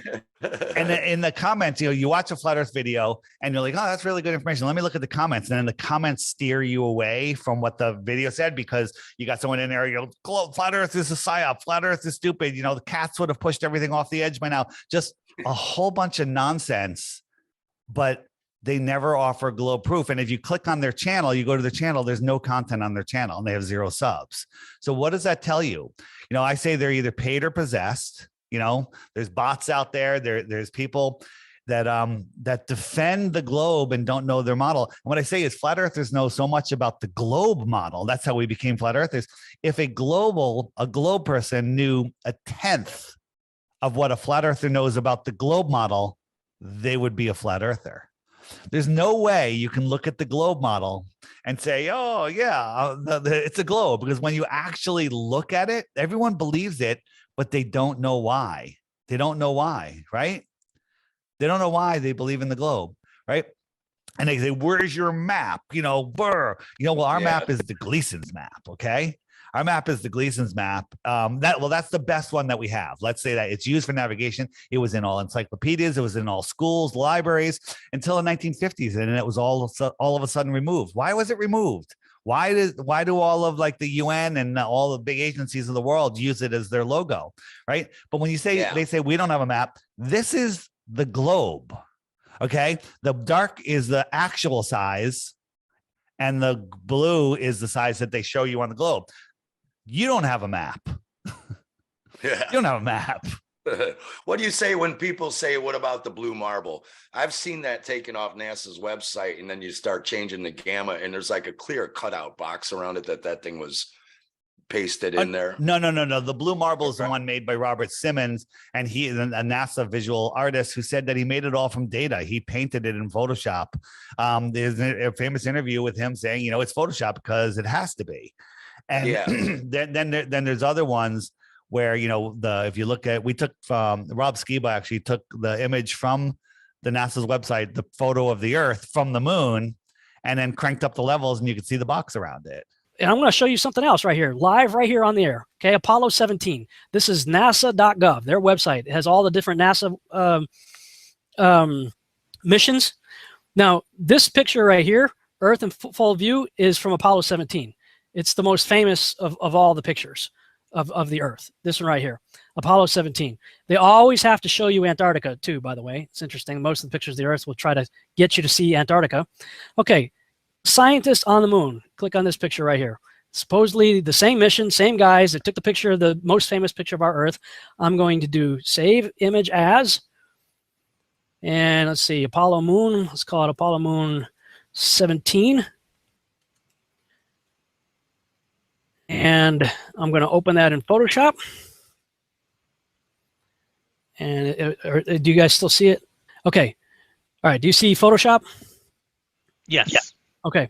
And if those of you think this technical difficulty was planned and think I'm scamming you, go do it for yourself. because you're going to find the exact same thing. I got nothing to hide here. This is live on the air, okay? I'm going to zoom in on the Earth in Photoshop. Can you see the Earth? Yep. Okay, I'm going to go to Image, Adjust, Levels, and I'm going to bring the levels over here. And I'm going to bring the levels up. Uh-oh. What is that? Oh, wow. Yeah, wow. Why is there a square box around the Earth allegedly taken from the scientists on the moon in Apollo 17? And people wonder why I don't trust NASA. That's why I don't trust NASA. I mean, they're always out there saying, you know, Rob, everybody's trying to show you stuff from space, and you keep rejecting it. This is why I reject it. These guys are liars. Anybody who has Photoshop can just go to the NASA website, download the photo, do exactly what I did, see for yourself. That's the one I'm talking about. Yeah, that's the Earth rise, and the clouds didn't move. The Earth's supposed to be spinning at 1,000 miles an hour, and it takes 15 minutes to rise, and the clouds are in the same spot. You're like, how did Right. Well, it there's rotate or what? Just to show you what sort of a NASA fanboy I was. I had an 8mm film of the Earthrise. Yeah. Yeah, when I was a kid, I actually went Yeah. that far and bought the film, 8mm. But Yeah. it's that one you're talking about, Steve. It's the Earthrise over Yeah. the moon, from the moon landing. From the moon, yeah.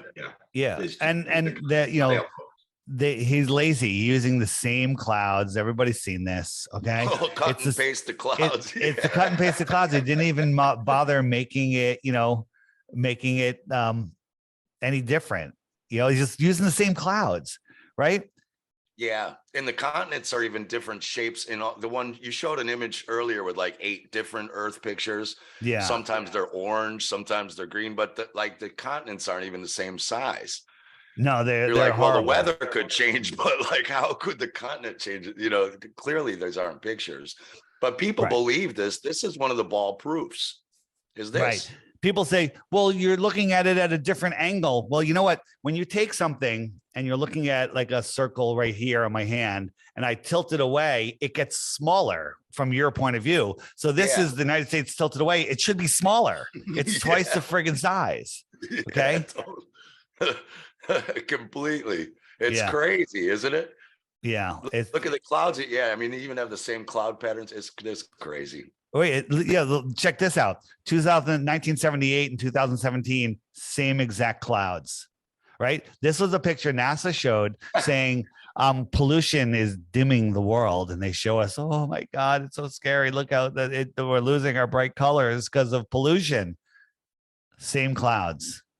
Exactly. Yeah, that's crazy. Same clouds. Also, what's that Voyager, right? Shouldn't they have taken a picture of the Earth if they really sent this Voyager out or whatever it's called? They didn't turn the camera around and take a real picture of the Earth. Wouldn't No. you think that would be like important? Right. And people are like, well, what about the James Webb telescope? Look at these awesome pictures it took, you know? And they show us a picture like that, but you know, actually that's not one of theirs. That's a countertop. They, you know, and then they show us this amazing picture, 4.6 billion light years away. And then, you know, some mass shooting happens and from 10 feet away, this is what we get. 4.6 billion years away and 10 feet away.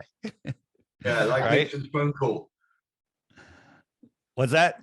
Like Nixon's phone call to the guys on the moon. Yeah. Oh, yeah. As if. Right. Yeah, we And can't then, even get a connection around the corner, even now. Yeah, that's just absolute insanity. It's so crazy. It's so crazy. But if you watch I don't want to get into the whole thing now because we're gonna run out of time. The whole James Webb telescope, it's so stupid. You know what? So they launch it into orbit, it gets ejected from the nose of the rocket just in Earth orbit, and then somehow it flies another 1,000,000 miles away and parks itself in a Lagrange point. You know what a Lagrange point is? Lagrange point is supposedly where the sun's gravity and the Earth's gravity are equal, right? Closer to the Earth because it's smaller. And then it'll just hold itself in that spot. As we corkscrew through space in 4 different directions at once, that just mirrors all of those motions, right? That's just, that's our geostationary satellites, so-called. Yeah. Yeah. How the hell is that possible? How is that possible? Have you wondered about satellite dishes as well, Dave? Well, Why satellite. you never see a satellite dish that's pointing straight upwards. Never. Well, you know what? Before we had, our normal satellite dishes, that we have today, the little ones. We had big ones, and my father lived in the Caribbean, off of Puerto Rico, and this is before cable TV and stuff. And he had a I don't know, probably a 15-foot wide dish on his roof that actually you move it to 5 or 6 or 7 different positions where it locks in on a satellite. Cool, right? But you have to think these satellites are following all of these motions of the Earth and somehow staying in the same position in space, right? It's falling around the Earth. That's what an orbit is. And the Earth is falling around the sun, and everything is chasing the sun. Okay. Mind short circuits, can't comprehend. A guy in a bow tie told me it has to be real. Okay. He was wearing a lab coat too, so it must be real. So he had this thing, and we would move it, and then it would pick up a whole bunch of feeds and stuff. And boy, I wish I knew what was going on, because some of the feeds were the network sending raw footage to the other networks, to the other stations. And you got all of the raw footage, on camera, off camera stuff. There's probably gold mine of stuff in there. But what I think that was doing is they're just transmitting up to the firmament, and it bounces off the firmament and goes in all directions. All you have to do is point your dish towards that point on the firmament, and that's how you get the signal, right? If you have a signal and you beam it up straight up, it's going to hit the firmament if it's, as they say, and it's going to bounce back in all directions. All you got to do is point your dish at that spot to get the signal. And I think that's what was going on back then. But now, Dish TV even admits they're using towers. Your camera, your dish is pointing towards a tower. It's sideways, dead sideways. It's crazy. Yeah. I mean, Polaris, that model you have spinning in the background right now, Polaris disproves that. You've got the North Star sitting dead still with all the stars spinning around. Polaris would not be sitting still if we were doing that. Right. And we're talking about Polaris and not being the Southern Cross. You can't see the Polaris on a globe past the equator, but there's been many sightings as far as 30 degrees south when the weather conditions are clear enough that you can see Polaris. That's impossible. Right, because you'd be underneath the ball, you'd be under a curve, so you couldn't see through the Earth to the star. Yeah, absolutely. Let's do another one where rockets. Where's my rockets? The Go Fast rocket, right? You guys are familiar with that, right? Which one? The Go Fast rocket. So this is a rocket. So this rocket was this SpaceX stuff here. No. This was an amateur rocket. Went up 72 miles, and all of a sudden it went kerplunk. Oh yeah, and hit something like plasma, and then it floated kind of weird. And it was an uninterrupted feed too. One looking down, one looking sideways. NASA never gives us that. Now NASA, before it clears the launch pad or SpaceX, you have 7 different edits. Edit. It's like, just show us the whole thing. But it saw the moon. There's the moon. Okay. The problem with that is the moon, when this took off, so this took off in Arizona, the moon, so Arizona's right here. The moon was over Australia. Shouldn't be visible. All right. So if the Earth was a basketball and that rocket was on the top of the basketball, it's a fraction of a millimeter above the basketball, and the moon is directly below the basketball. Okay. How could you see the moon? Because the Earth is flat. Yeah, exactly. Yeah. The same thing is why sometimes when there's an eclipse, why can you see the sun and the moon in the sky at the same time? Yeah. Eclipses actually prove the Earth is flat. But if you believe that the Earth is casting a shadow on the moon, then you're going to have a hard time understanding that, for a lunar eclipse. And, the sun, the solar eclipses are very amazing. On my app, which can be found at flatearthdave.com, if you go to the eclipses section, so I mean to the frequently asked questions and then eclipses right there, up come some videos, and these two, whoops, not what I wanted. There's two on there. I can actually pull it up. Let me pull it up. It'll be easier. There's two on there that show how I think the eclipse is being done. Have you guys ever seen my rear projection eclipse? No, I don't think so. I've seen some of Cami Nodell's work. I'd like to see this. Yeah, I think you're gonna like this. So here is a real eclipse that I filmed. And by the way, I did not put on the blinders that everybody wanted me to wear. I looked at it with my naked eyes the entire time, and I'm not blind. Okay. So here's an eclipse I filmed. So what do we see? We see the sun. We see the sun. Oh, you know what? I'm not even showing you the right picture yet. I'm going to double back. So here's some photos of an eclipse. All right. So you guys see this, right? Yeah. So here's a photo eclipse. And what do we see? Do we see the moon? No, we see the sky. Just like around, we see it looks like the sky. The part that's being eclipsed, we don't see the moon. We're programmed to think we see a moon, but it's really showing me the sky, right? This has a filter on it, so it's still black. So you're seeing black. The eclipse part looks like it's just like a piece of the sun is missing, right? We don't see the moon. We see the sky. We see the sky, right? It all looks just like it's revealing the sky. So yeah. What is that? So now let me show you my rear projection eclipse. So this is an eclipse I filmed, and this is an eclipse I made. All right. So let me just jump forward a little bit here. So this was an eclipse that was filmed. The eclipse is like 85-90% eclipse. It's this much of the eclipse is happening, but you can't see it because it's just so bright, it's blowing the lens out. But this is an 85% eclipse right here. But we had these two things. Well, this is a lens flare because it's moving around. This one, we're trying to figure out what it is. It's locked in position with the sun. Okay, so what is that? And I contend that that's the real sun. This is the real eclipse that's happening. And we see in our personal atmospheric dome, right? So the sun, the real sun projects itself into our reality. We see it where we see it, like we talked before, right? So here's my, this paper towel is my representation of the sky, and I have the source sun behind it, and I'm eclipsing it with a round object, which happens to be a Snapple iced tea cap. And it creates this sun, okay? So it creates this. Now, during an eclipse, no one has ever, from any position, space station, airplane, ground, infrared, nothing, no one's ever spotted the moon. No one's ever seen it eclipse the sun or exit the sun, okay? Or approach or leave. So that's because there's no light on the bottle cap facing the earth. Therefore, there's nothing being projected.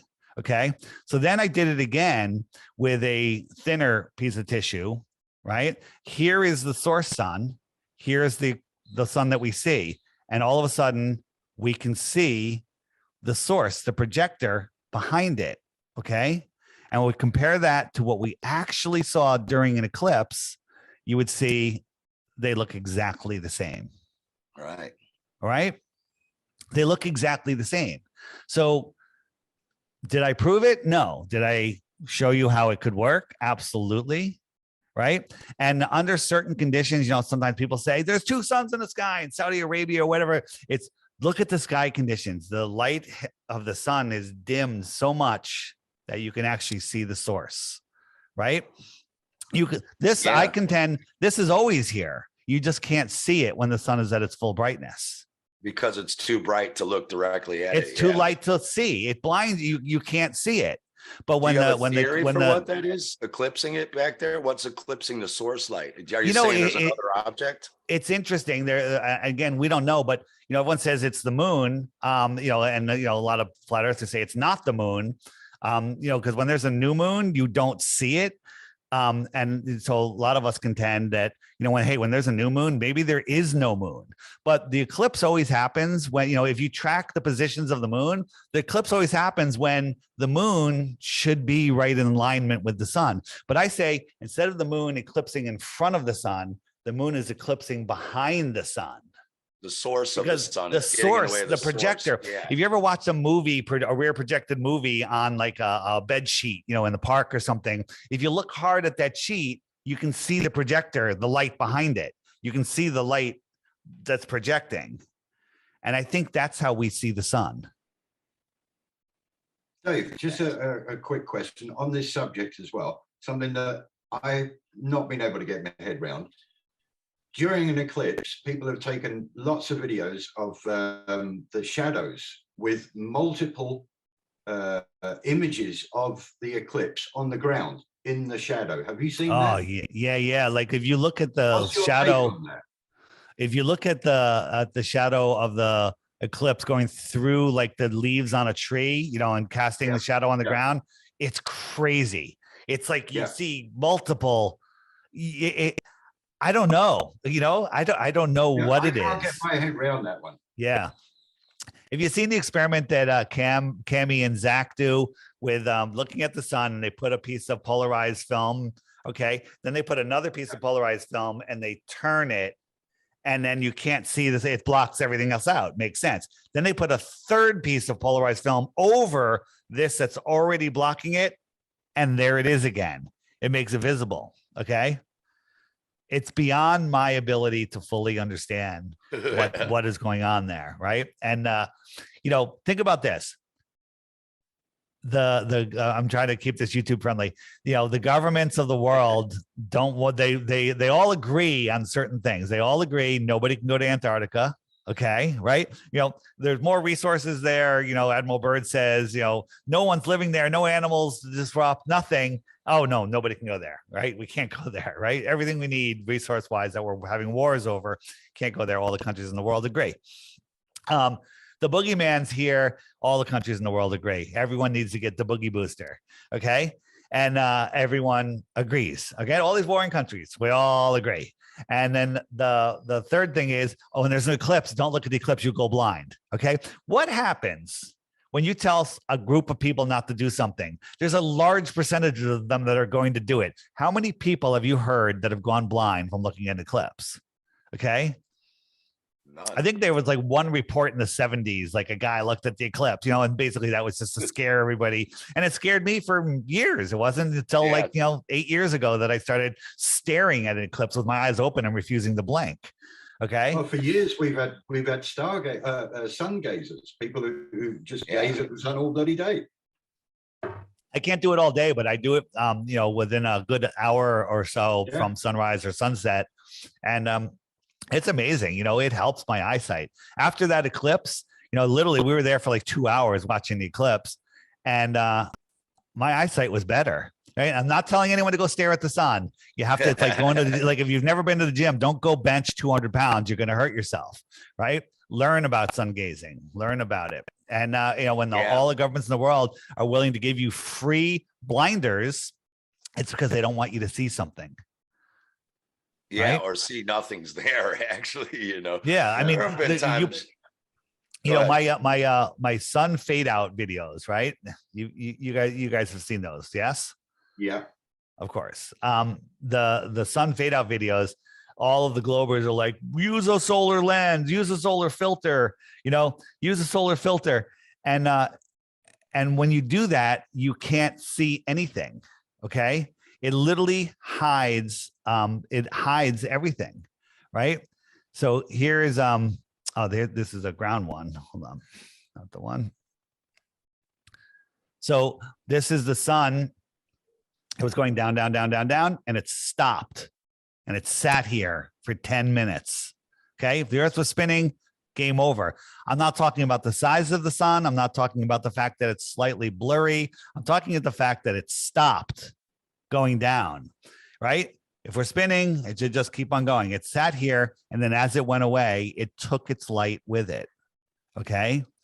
Light doesn't travel for trillions and miles and billions of years. It only goes as far as it goes. it went away. Right. That's all I got to say about that. Yeah. That is crazy. Anything else? Hey, Yeah. I mean, unfortunately, I got to. Go ahead. What? Say again. You know, as they say that light travels forever. That's why we can see the stars and everything. But if that I know was true, it was burned out 1 billion years ago, and we're looking Yeah. back in history. It's so cool, man. Exactly. That's so cool. It's so But, I mean, cool. if that was true, if you were in a white room, but there was no lights on, no windows or anything, completely dark, and you turned on a flashlight, that shouldn't just illuminate where you're. It should be bouncing off all the walls constantly and lighting up everything. But it doesn't do that. It's not what we see. Yeah. We see the torch lighting up the corner or one wall or something. So what they're saying, that light travels forever, is absolute rubbish. And you can prove it with a flashlight, you know? I know. Yeah. I mean, so, just like you can prove water to stick into a ball by turning on your washing machine and your jeans fly to the outside, you know, that you can see its centrifugal force. There's no way water would be sticking to a spinning ball at 1,000 miles an hour. If the earth is spinning at 1,000 miles, you know, that the argument is, oh, well, it only goes around once a day. Can you see the hour hand on a clock moving? And that's moving half the speed, right? Cool, but you're not thinking clearly, right? Yeah. You expand that out, it's moving 1,000 miles an hour. 1,000 miles an hour, even though it's one rotation per day, is 1,000 miles an hour. It doesn't matter. I need to find a big enough area to do this. Here's an experiment. So you get like a rock or a tennis ball or something, and you put it on a string, maybe 20 feet long, and you start spinning it around, and you spin it around where it's maintaining its spin off the ground. I'm holding the string, and as I'm turning, you know, the farther out it goes, the slower I can go to keep it out there. Okay. And now it's centrifugal force is holding it out there just 20 feet away or something. At the same time, I have another one on a string that's only 6 inches long, holding in the same hand. And as I'm turning around, that one barely swings outwards. It's both going around once per the same period, but the farther one is being pulled harder. The inner one is not. It's like the adult merry-go-rounds. You know, the little kids can't sit on the outside one because they can't handle the force. They go on an inside one, going around the same rotational speed. It's the linear speed that matters. It's not the angular speed. I think it's the rotation speed. So we got NASA. Actually, this is the wrong one. He's got his shoes on the wrong feet. He's got his shoes on the wrong feet. All right.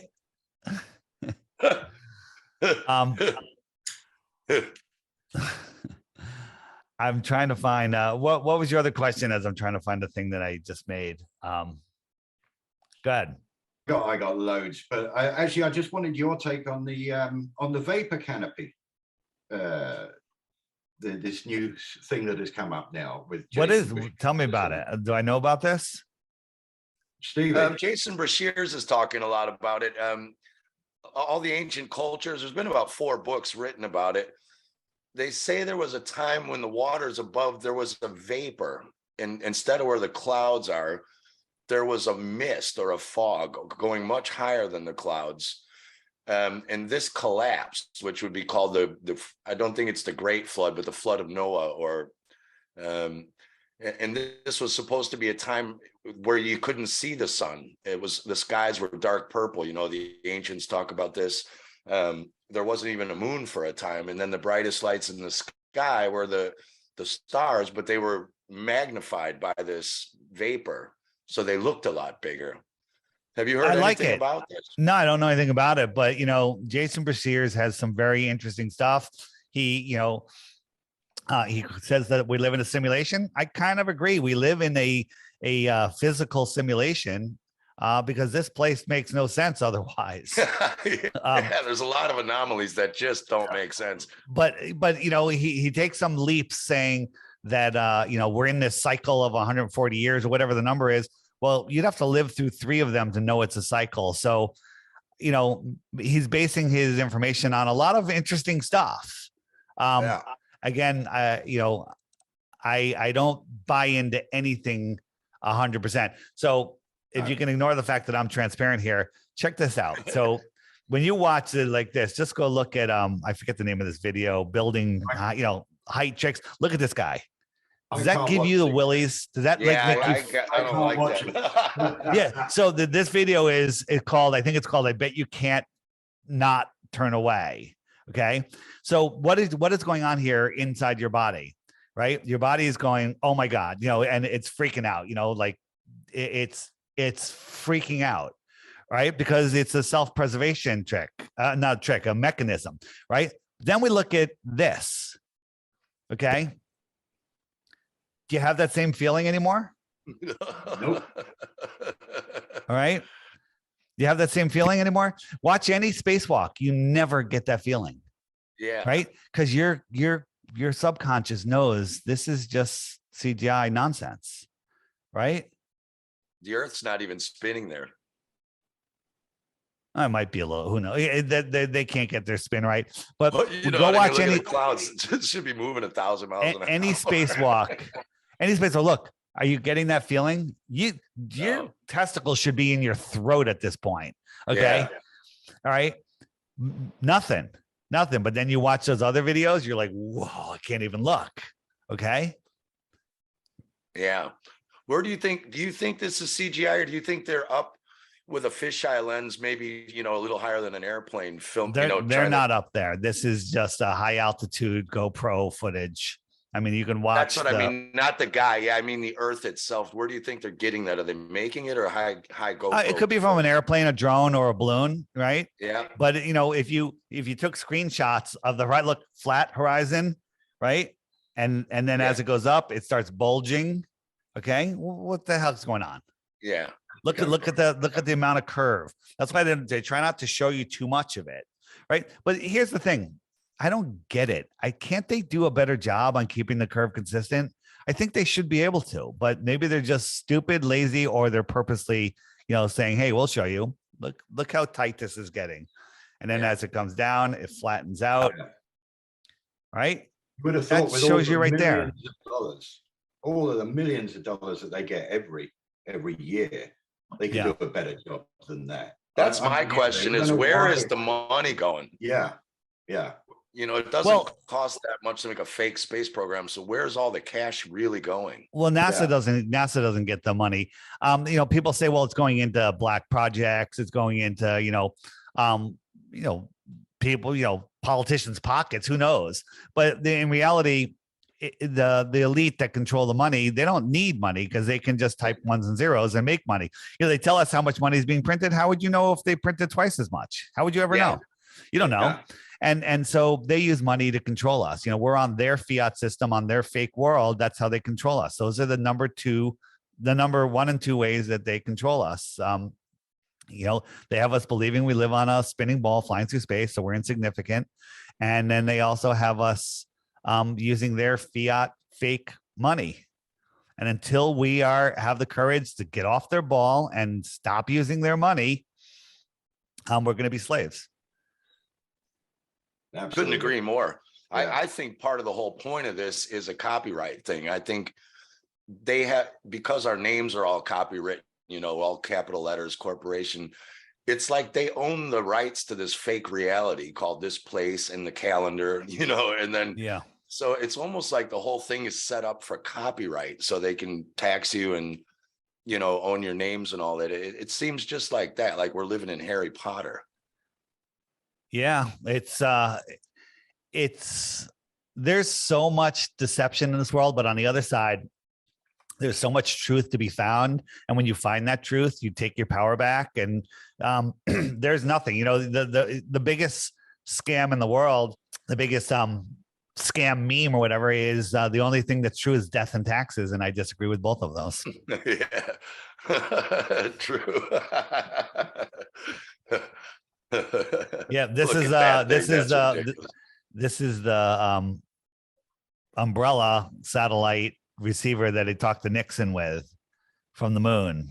I don't know what umbrella. Nixon had a landline. Yeah. That's just ridiculous.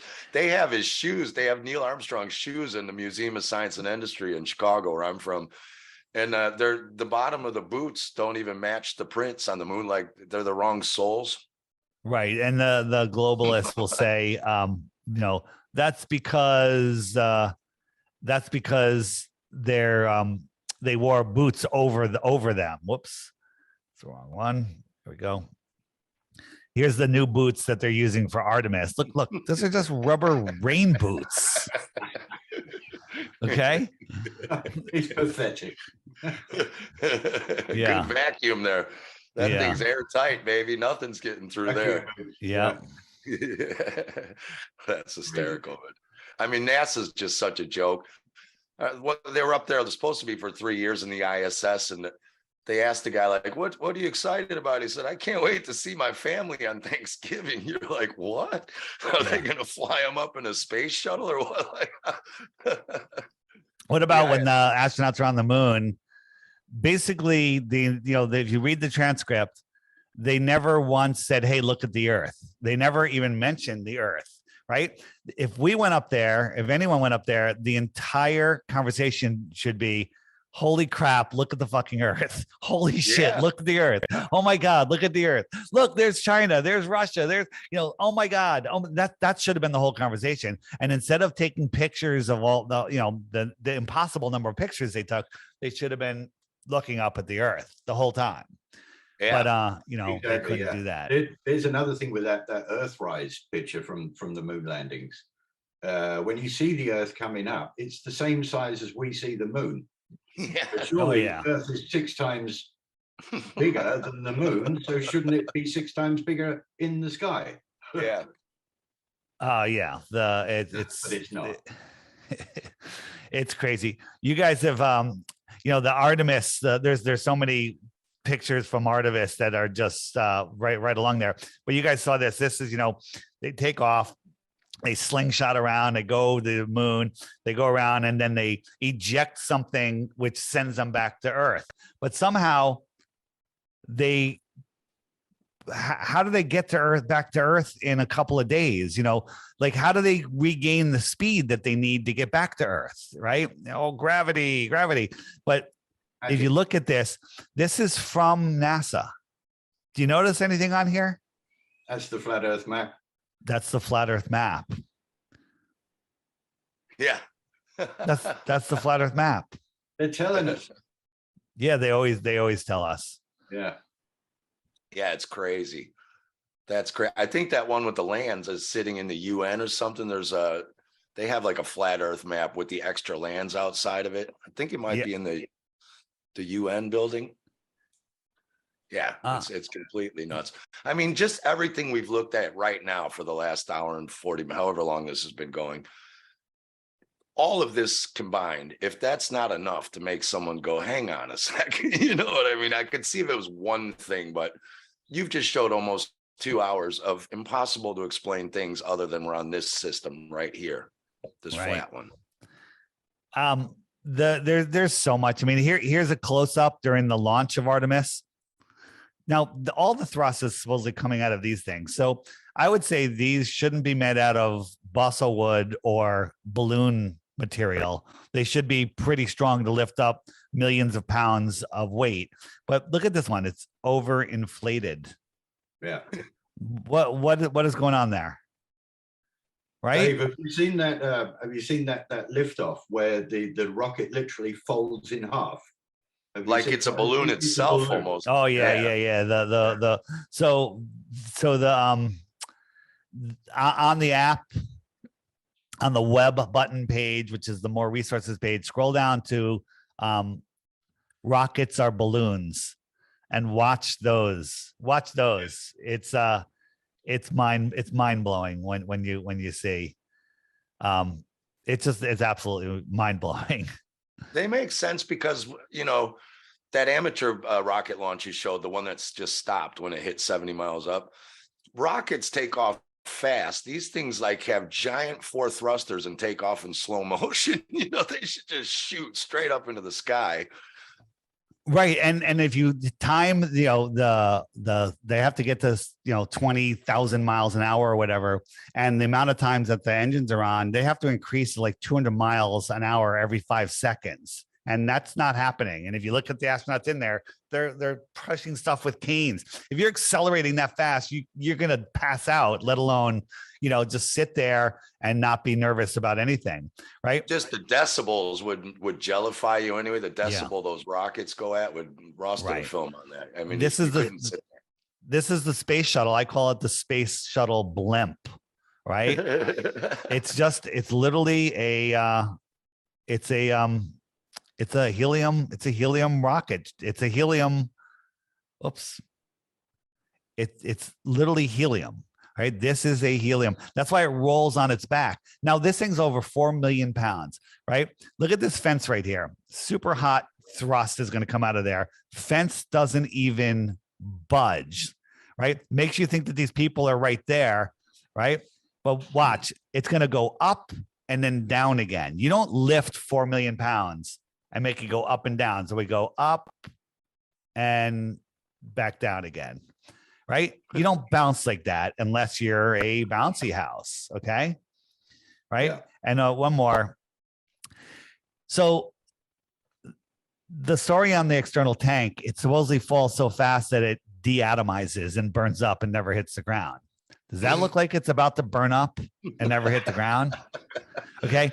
So it's worse. This thing is falling so fast, it's going to burn up. How are they filming it? Yeah. How are they filming it? And wait, and it's worse. The person that's filming it is on the shuttle heading into space. So they're heading 20,000 miles an hour up as this thing is free falling. Should be getting a lot smaller. But it's not. In a second, a friggin' second. Or you should see them zooming. It should be zooming to try to keep up with it. If it can't. And this is just floating. And on the Rockets Are Balloons link, I have a detailed video where there's a cloaked, if you will, a hidden, some sort of technology aircraft that is following this thing. And it must be some sort of retrieval craft. And it's caught on film. Following this thing as it's trying to grab it. Yeah. Brilliant, man. Yeah. Yeah.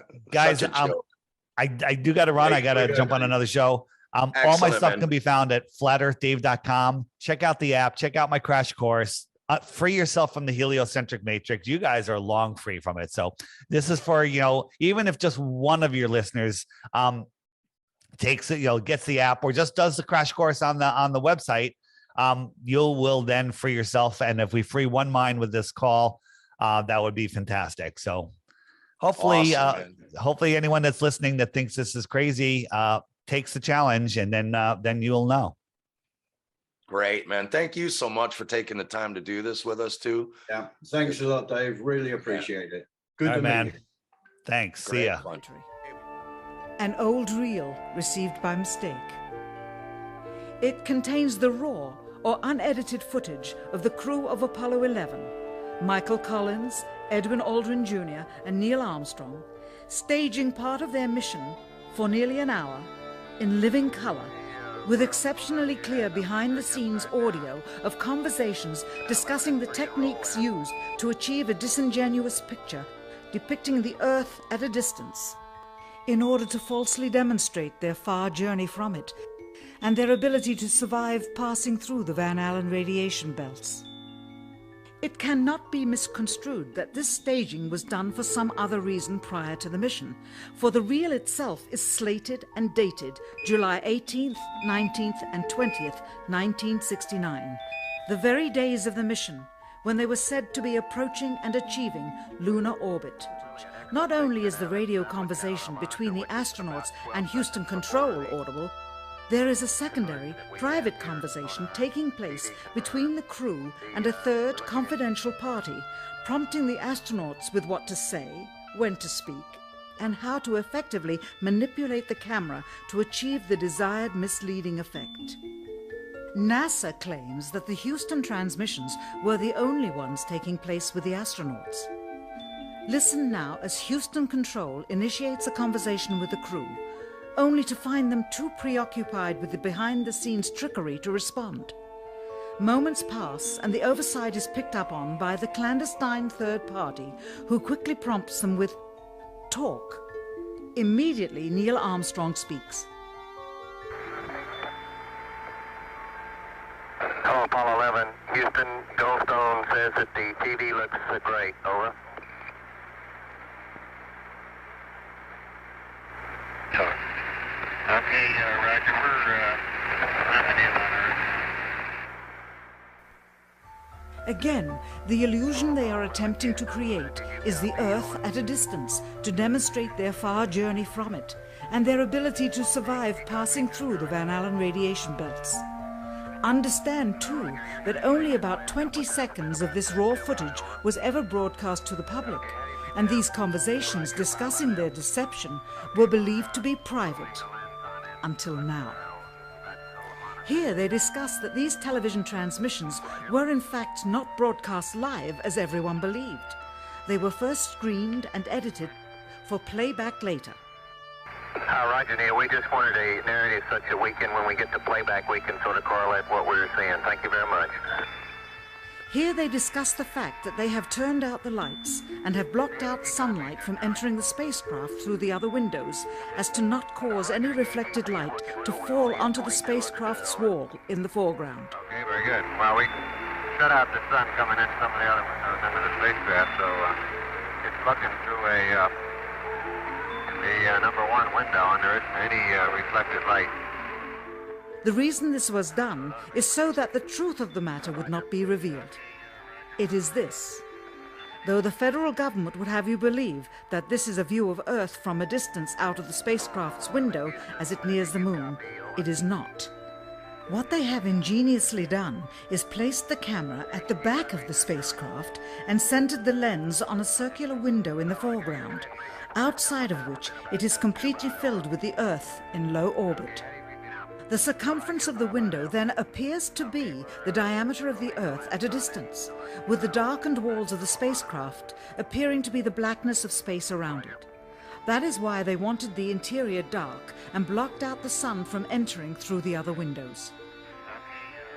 Here you can see the extruded window, probably 2 inches thick at the bottom. This is because the Earth's shine is coming in at a downward angle. It also causes the Earth to appear to be an irregularly shaped circle, for you are seeing the outside of the window at the bottom and the inside of the window at the top, which together form 2 different sized halves of a circle. Subsequently, this take was never used.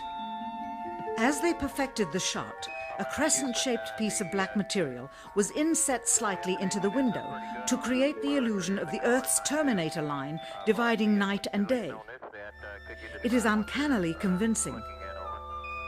During this segment, intended to be edited and played back later for the worldwide television audience, dated July 18, 1969, Neil Armstrong condemns himself as he states that he is 130,000 miles out, or halfway to the moon, as the NASA flight log also states on this date, when he is in reality in low Earth orbit of a few hundred miles. Hi, Roger. Houston, Apollo 11. Calling in from about 130,000 miles out. Here, during another segment, also intended to air after review, Neil Armstrong falsely explains to the viewers how the shot is attained by putting the camera's lens to the window's glass, as it would have to be if they were the claimed distance away from the Earth. We only have one window that has a view of the Earth, and it's filled up with a TV camera. If the window was completely filled up with a TV camera, as he stated, then an astronaut's arm would not be able to get between the camera and the window, as it obviously does here in this outtake. South America becomes invisible just off beyond the Terminator or inside the shadow. You can also notice how the astronaut operating the camera reacted to the mistake by attempting to pan away from it. Blue gas, see white bands of major cloud formations across the Earth. And This is a segment that they believed wasn't even being recorded, much less suitable for broadcast, for the lens was being zoomed out and the scene was being changed to that of an interior of the astronauts at work, and apparently the stop button popped back up on the recorder without notice. Here is the diffused work light that they used to see camera controls, but not throw light onto the spacecraft's wall. Here they remove part of the crescent insert.